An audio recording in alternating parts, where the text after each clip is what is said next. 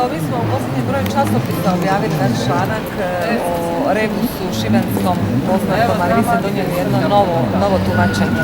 To se zapravo ne poklapa sa vašim osnovnim poslovima koje radite. Čini mi se da ste vrlo svestran čovjek i zašto ste baš se zaustavili i na ovoj temi? Zašto vas je ona intrigirala?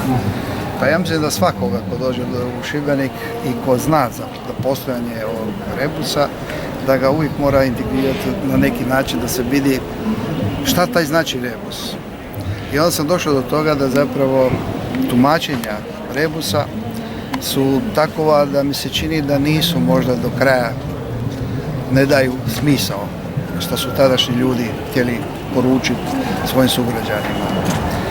I tako sam došao do toga da bi bilo možda interesantno to pogledati sa aspekta simbola koji su tamo uklesani i da putem simbola se dođe do jedne općeg značenja rebusa, koji se meni čini da bi možda bio bolje nego dosadašnji, ali to ne znači da je to konačno rješenje, možda postoji neko drugo. Da, znači spremni ste na to da se neko pojavi koji bi to možda demantirao, neko novo rješenje donio.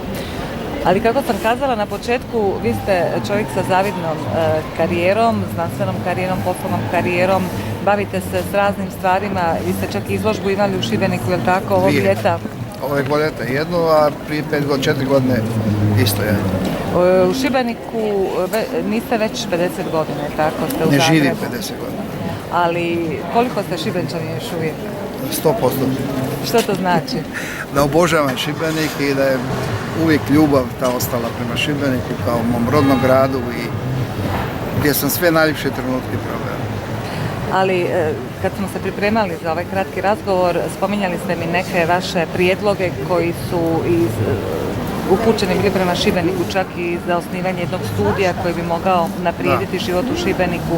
Pa isto tako kad ste radili na unapređenju srednjoškolskog obrazovanja u srednjim školama ste mislili na Šibenik. Dakle, ima i ta veza sa Šibenikom. Ima, kako dalje, pa zapravo na neki način kao profesor na fakultetu, a osim toga ne samo profesor na fakultetu, nego općenito mislim sa širenjem znanja, bez obzira li to u srednjim školama, gimnazijama ili na fakultetu, uvijek treba razmišljati o budućnosti, o novim stvarima i u tom smislu sam predlagao i na svom fakultetu i na drugim fakultetima neke nove kolegije, nova područja i tako isto i za srednje škole. I napisao sam par udžbenika za srednje strukovne škole, nove udžbenike koji prije toga nisu postojali.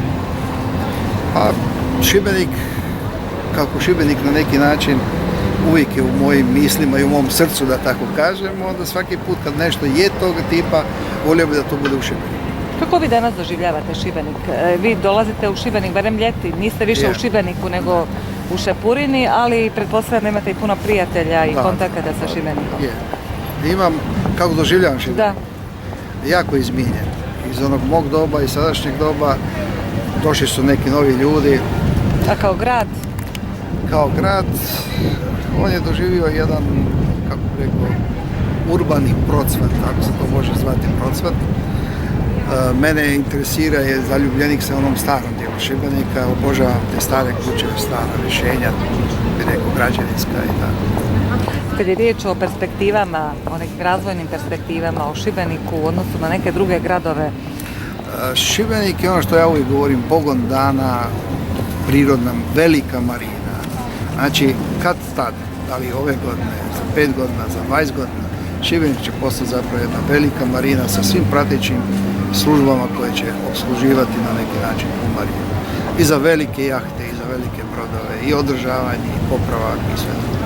Jedan prijedlog o kojem smo malo prije nismo ga konkretno spominjali, kad je riječ o visokoškolskom obrazovanju, išao je za tim. Sad nećemo o tomu, ali još uvijek od njega ne odustajete. Ne odustajem, bez obzira što drugi navlače da to ode u druge gradove, ja opet i dalje pokušao bi dakle, da to... Riječ je o studiju za upravitelje marina i lukama i marina.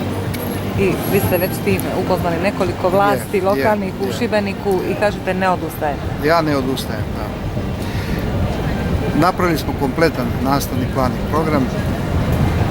Da li će to prihvatiti, jer jasno, nije to samo na nama, na ovim ljudima koji su to Šibenčanima, koji su to osmislili, nego je to i na ljudima koji to trebaju provesti. Još vam na kraju otkrijete kad dođete u Šibenik, što radite, s kim se družite? A odem do rodbine, eto, glavnom. Prijatelje neke? I prijatelje vidim, ali većina njih, tih prijatelja su na Jadri. Imaju vikendice i preko ljeta su svi pobjegli tamo. Malo ih ima u Šibeniku. Ali još uvijek pretpostavljam da se ta neka poznanstva, stara poznanstva i stare veze traju. Sigurno. Hvala vam na ovom razgovoru i nadam se da ćemo sljedeći voditi u Šibeniku. Da, svakako. I ja se nadam.